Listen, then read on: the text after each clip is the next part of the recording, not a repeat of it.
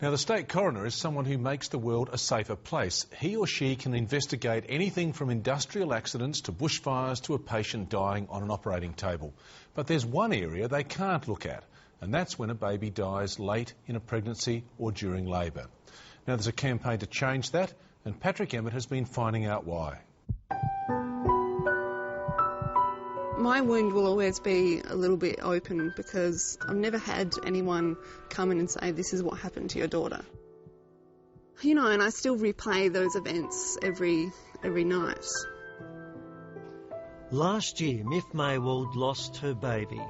She was 7 months pregnant when she went to hospital with early labour. A few days later, her daughter Polly was stillborn. There was enormous grief, but also questions about what went wrong. The hospital started its own investigation, but Myf Maywald wanted an independent review. So she rang the state coroner's office to ask for an inquest, and the answer left her stunned. She was told that in the eyes of the law, her baby had not been a living person. What was your reaction when they said that to you that day? At first I was quite just shocked.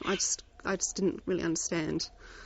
And I asked again, and they were saying, yes, well, you need a breath. You didn't take a breath before we'll investigate.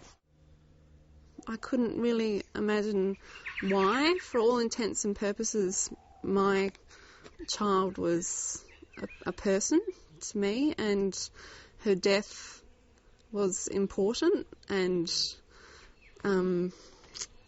stopping deaths like it occurred to me as equally important, and I see both those roles as really important with the coroner.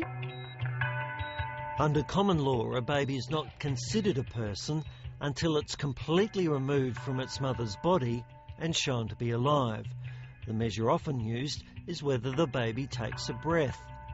If the baby dies just seconds before, it isn't considered a person and an inquest can't be held.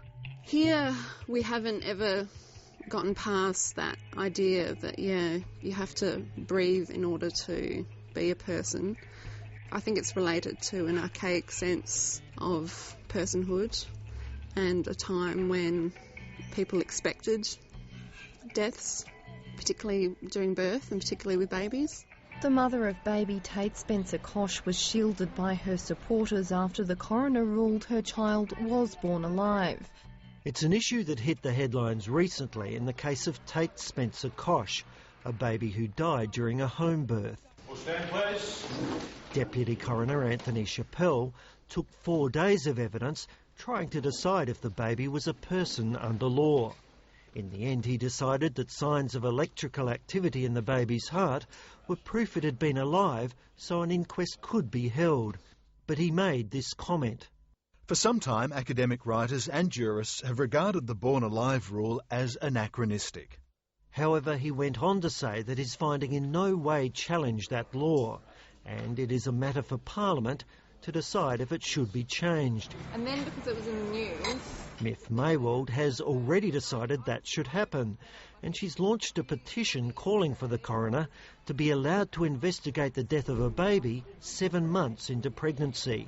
Whether it's a feature of it being slightly taboo or whether it's a feature of most people feeling that it just happens, or maybe a combination of the two, stillbirth rate hasn't improved for at least 10 years here, longer in the States, but definitely at least 10 years here. And you'd think with most medical practices that these kind of things can improve. There is support for the campaign from groups which help parents who lose babies, like the Teddy Love Club and SANS. Rosi Reschke is the president of SANS, which stands for Stillbirth and Neonatal Support. It really doesn't matter whether that baby took a breath or not. To them, it was their hopes, dreams and aspirations that have been taken away from them. So they are grieving the loss of their child, which is extremely painful. If a baby is alive at the beginning of labour, and obviously it's very unfortunate the baby may be born dead, that really should be an incident the coroner needs to investigate. The AMA believes the coroner should be allowed to investigate any death during the birth process. One reason it does is because of the controversial issue of home births. It says every mum has a right to have her baby how she wants, but statistics show it's an area that needs more examination. Well, the AMA certainly believes that home birthing is a risky procedure. The death rate during labour is about 7 times that for babies during home birthing as it is in hospitals.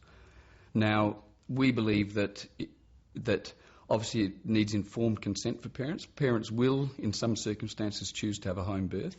However, they should be aware of the risks associated. But in any situation, we should be able to explore and investigate what the causes of that death are, because in an ideal world there will be no deaths during the birthing process. But not everyone is convinced the law should change. As a sign of how sensitive the issue is, the Australian College of Midwives declined to be interviewed for this story. They did issue a statement saying it is a complex and serious issue that needs to be fully debated. It is important that our response to this issue is not clouded by political agendas or the desire to restrict women's choices and rights. The potential added emotional distress posed by a coronial inquiry needs to be considered carefully, and an informed debate needs to be had about whether this is the best way to lead to improvements in perinatal outcomes. We also asked Attorney General John Rao for an interview, but he too declined and issued a statement. The consequences of making such a change cannot be quarantined. It would have far-reaching implications for the medical profession, the health service and quite possibly the criminal code.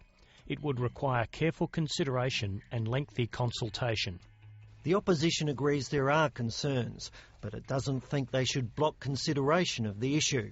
It's proposing a parliamentary inquiry. The Parliament, I think, should listen to what the coroner has to say, listen to the medical evidence, listen to the grieving families, and then make a judgment based on that evidence. I don't think the Parliament should simply say the Parliament knows all and therefore reject the call. I think this is such a delicate and technical area that we need to have a formal inquiry so we can really make the proper judgment. The inquiry would also look at whether the coroner should investigate the death of a fetus caused by an accident or violence. Whether it goes ahead will be debated by Parliament in September. The AMA and Myf Maywald say there is already clear evidence that coronial inquests could help save babies' lives. The Coroner's Court in the past has come up with some very valuable insights into things such as the sudden infant death syndrome and some various other things where the coroner has recommended and made recommendations about what is a suitable way of proceeding.